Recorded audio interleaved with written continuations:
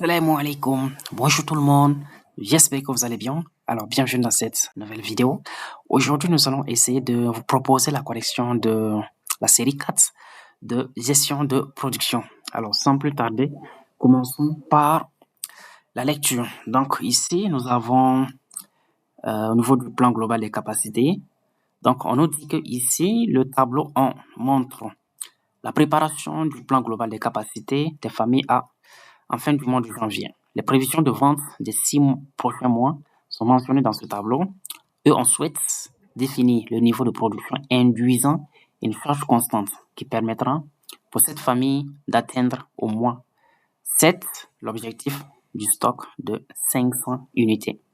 Donc la première question, compléter le tableau 1 par la production prévisionnelle et le stock prévisionnel, sachant que la charge induite devra être constante et que le stock du mois de janvier est de 250. Donc, de par la première partie, il faut d'abord retenir les mots-clés. Donc, nous avons une charge constante. La charge doit être constante avec l'objectif d'atteindre un stock de 500 unités au mois de juillet.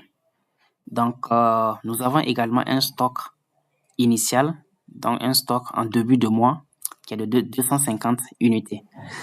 Alors, partons directement au niveau du tableau 1. Donc, voici le tableau 1.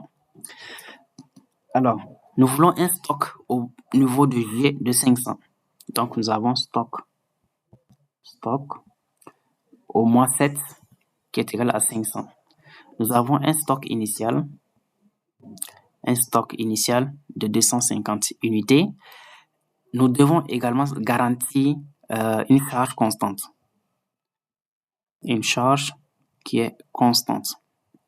Alors, qu'est-ce qu'on doit faire? D'abord, premièrement, si nous voulons garantir la charge constante, c'est-à-dire la production doit être constante. Donc, si nous voulons garantir la production constante et puis satisfaire ces demandes, qu'est-ce que nous allons faire? Il faut faire juste la moyenne en fait. Donc, tu fais la somme des ventes divisée par le nombre de mois. Là, tu auras une production constante qui peut en fait satisfaire les ventes. Donc, c'est-à-dire, la production va être égale à quoi? La somme des ventes, donc des ventes des différents mois divisé par le nombre de mois. Ici, nous avons 6 mois divisé par le nombre de mois. Si on n'avait que charge constante et puis faire quoi? Respecter les ventes, c'est ça. Maintenant, ici, nous avons deux autres contraintes. C'est-à-dire, nous devons garantir un stock de 500 unités à la fin du mois 7. C'est-à-dire que notre quantité P ici, en plus de devoir satisfaire ses ventes, doit disponibiliser au mois 7 un stock de 500. Donc, qu'est-ce qu'on va faire? On va juste ajouter le 500 ici. Donc, si nous ajoutons le 500 ici, donc, la quantité que nous allons trouver va en fait induire un stock à la fin du mois 7 qui est de 500. Maintenant, on nous donne également que on a un stock de 250 initial, un stock de 250 initialement. Donc, qu'est-ce qu'on va faire? On va soustraire en fait le 250. Parce qu'en fait, si on ne soustrait pas le 250, c'est-à-dire que cette quantité d'abord, va nous garantir un stock de 500 à la fin du mois 7, puisque nous avons maintenant un stock initial, donc il va s'ajouter en fait au stock initial. Donc le stock sera maintenant 750 au lieu de 500. Donc c'est pour cela ici, on fait une soustraction de 250. Alors lorsque vous faites les calculs, vous allez trouver P est égal à quoi? La somme des ventes plus 500 moins 250 sur 6, vous allez trouver 1573,33. Alors pour éviter les virgules, nous pouvons considérer que ça fait 1574. Donc vous pouvez aussi travailler avec 1573 si vous voulez. Alors maintenant, ça c'est la quantité que nous devons produire de manière constante chaque mois. Alors au mois de février, nous allons compléter ces 1574 février 1574, 1574, 1574. Pareil, puisque on dit que la production est constante pour pouvoir en fait garantir une charge constante. 1574. Alors, quel est le stock ici à la fin du mois de janvier?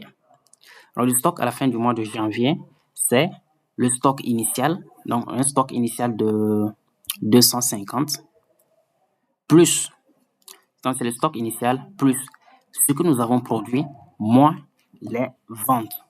Donc, cela va nous revenir 250 plus la production 1574 moins les ventes 1500. Donc, ça fait un stock de 324. Pour le mois de mars, quel est le stock à la fin du mois de mars?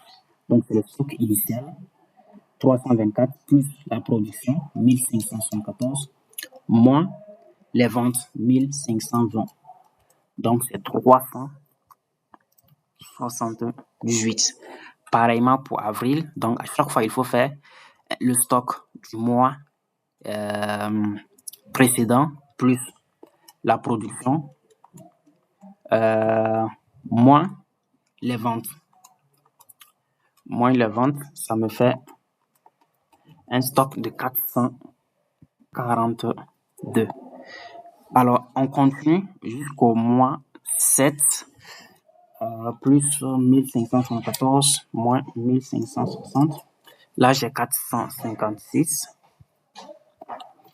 456 plus 1574 moins 1540, ça fait 490. 490 plus la production 1000 moins les ventes 1560, ça me fait 504. Donc ici, bon, vous remarquez qu'on a dépassé un peu les 500, c'est parce que nous avons arrondi ici en fait. Nous avons fait arrondi. Donc si vous travaillez avec les virgules, donc vous allez trouver les 500 ici. Donc j'espère que vous avez compris cette partie. Alors sans plus tarder, nous passons à la suite. La deuxième question. En établissant le plan global des capacités de la famille A, nous voulons établir l'équilibre charge-capacité de l'atelier d'assemblage final. L'atelier assemble en moyenne 225 produits par mois et par opérateur. Sachant que l'atelier qui réalise l'assemblage des produits finis de la famille A dispose de 7 opérateurs, on nous demande est-ce que le plan global des capacités de cette famille est-il réaliste? Donc, pour répondre à cette question, qu'est-ce que nous allons faire? Nous allons juste comparer la charge ainsi que la capacité de l'entreprise.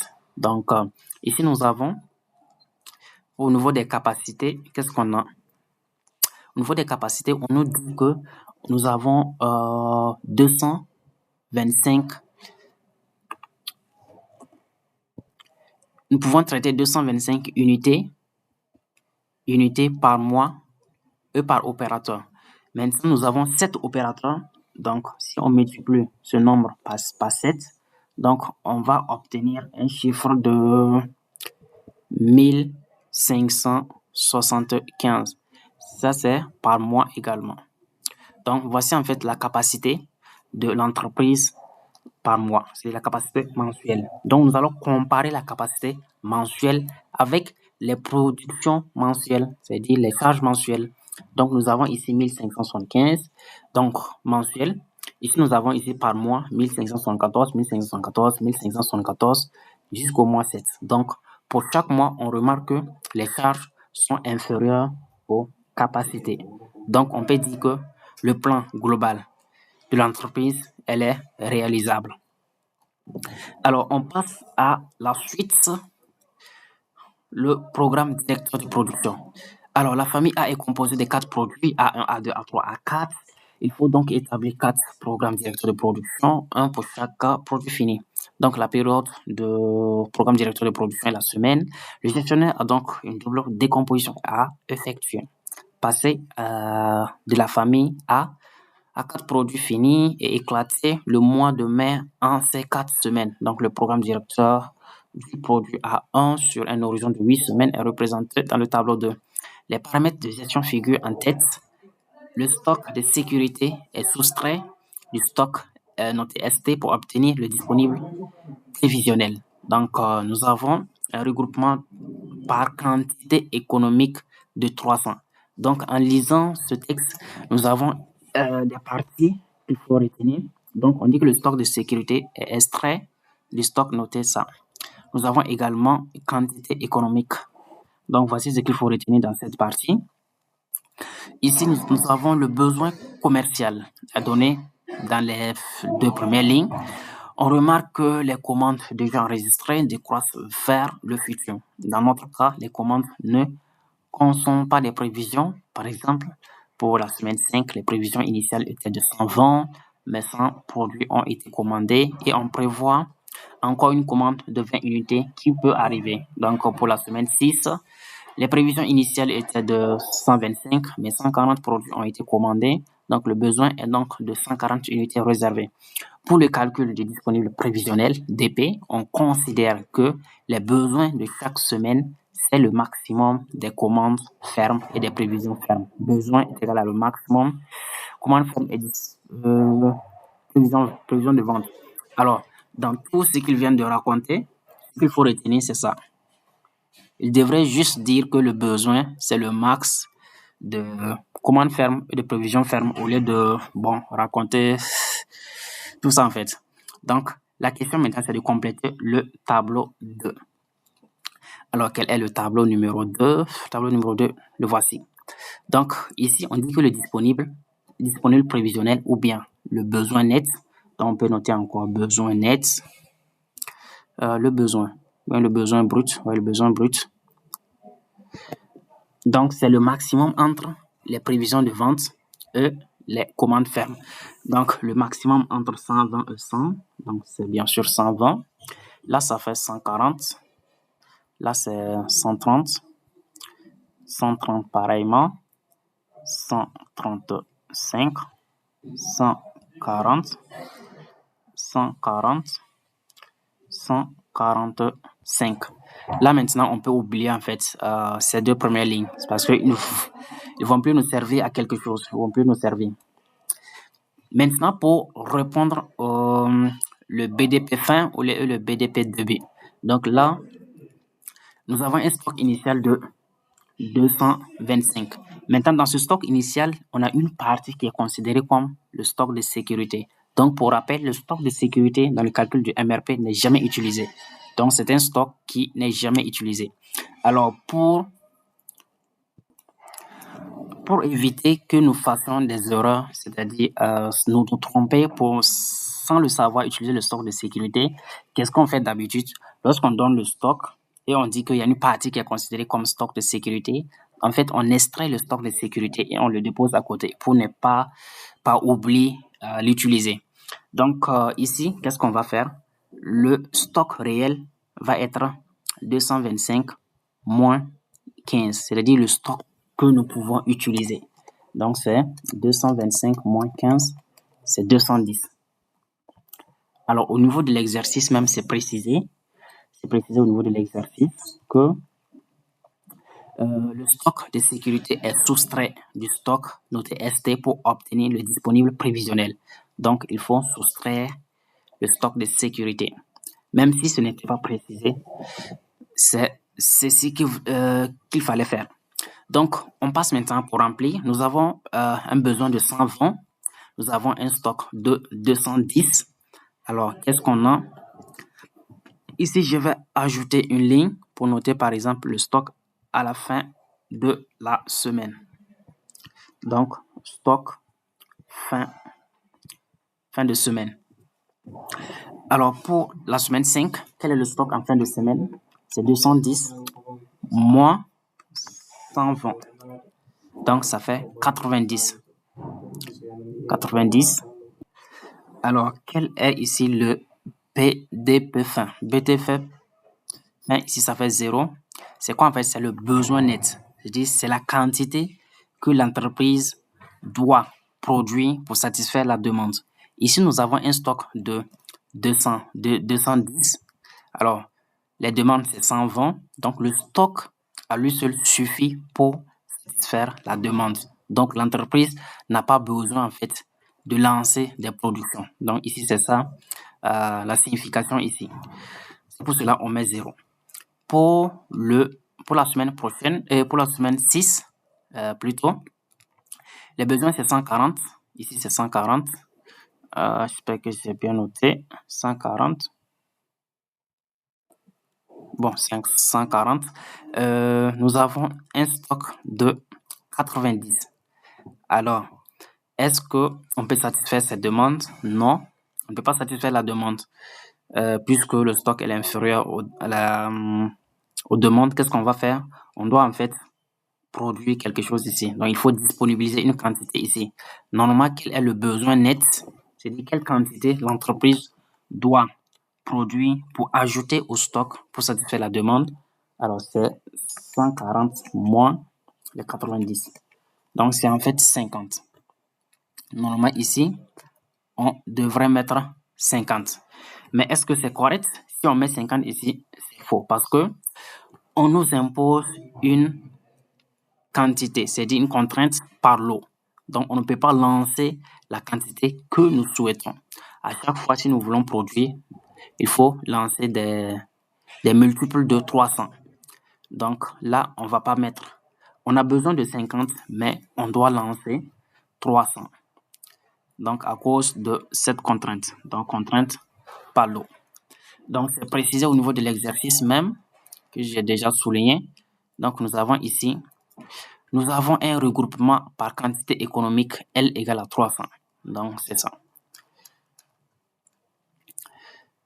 Maintenant, si nous produisons 300, quel est le stock maintenant à la fin du mois?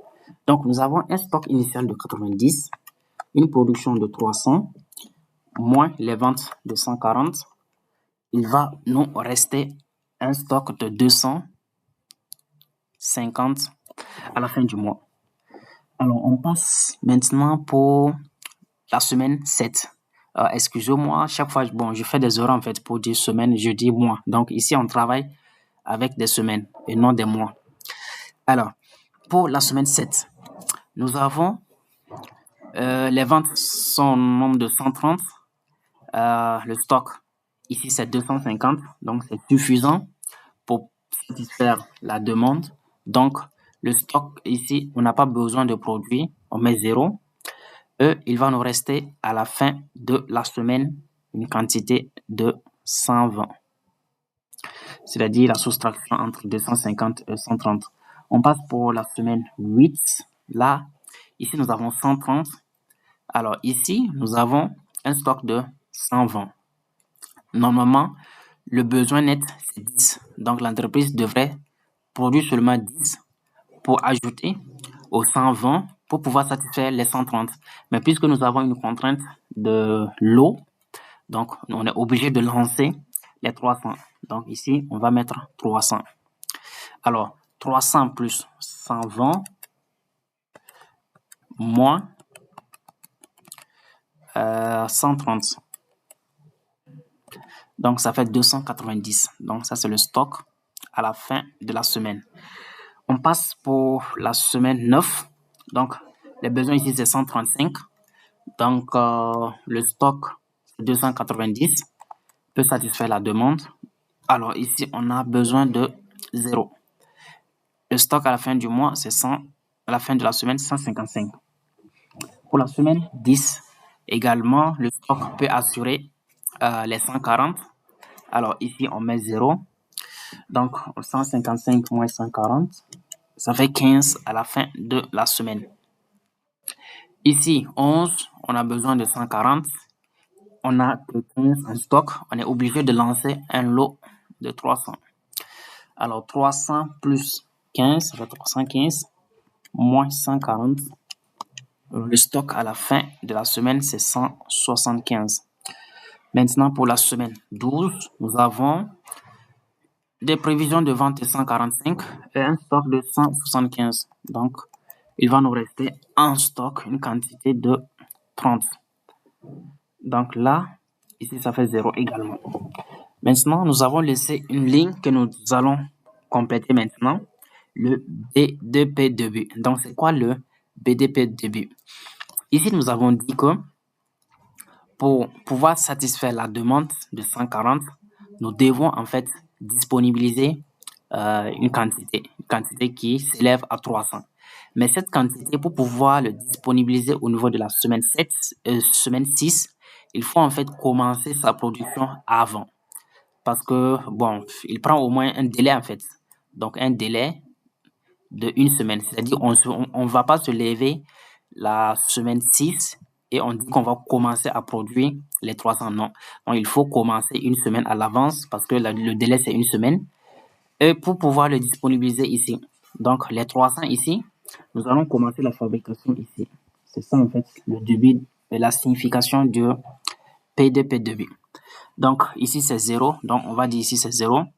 Pour les 300 ici, pour pouvoir les disponibiliser au mois 8, il faut commencer la fabrication la semaine 7. Donc, c'est semaine 7 au lieu de mois. Également, ici, c'est 0. 0.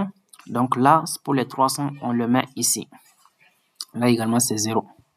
Donc, voici en quelque sorte la réponse à la question 2. À la question 3 maintenant. Dans ce que nous venons de répondre, qu'est-ce qu'on a? Nous voulons vérifier la cohérence entre le PIC et le PDP.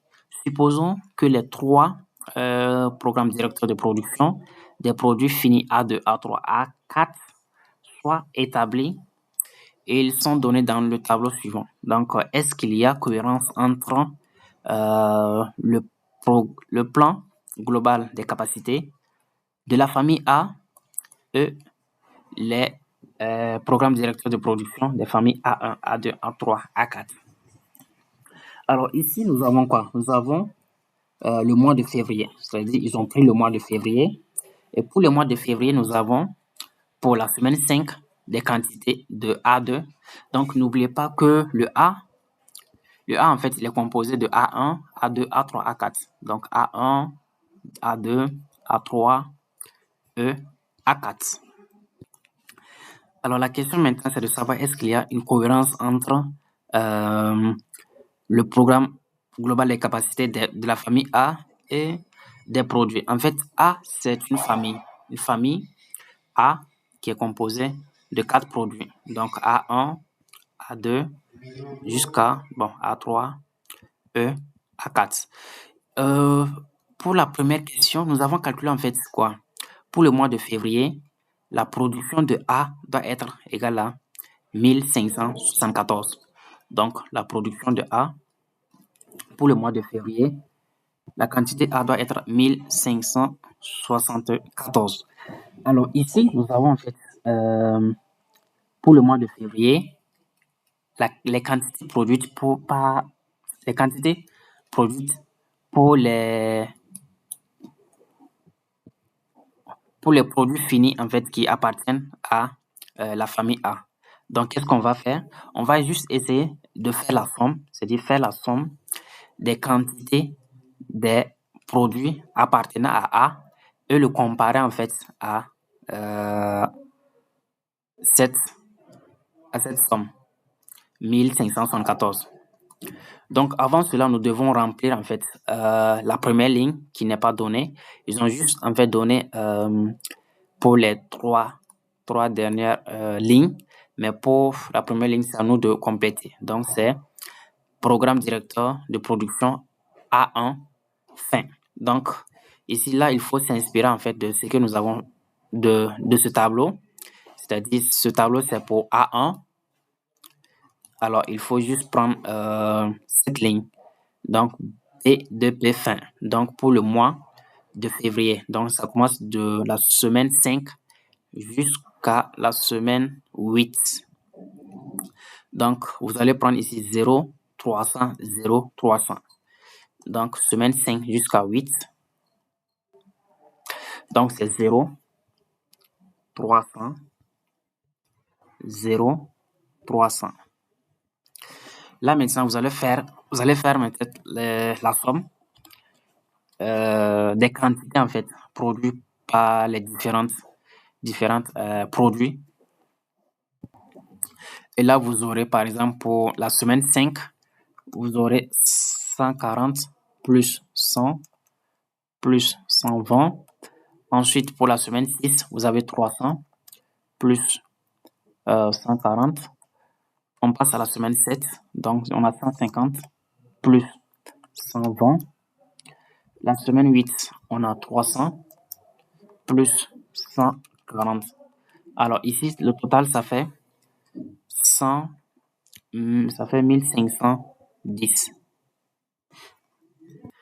Donc, qu'est-ce que cela veut dire? Cela veut dire que nous avons prévu dans le plan global des produits A1, A2, A3, A4, tels que la somme en fait mensuelle est égale à 1574 pour le mois de février.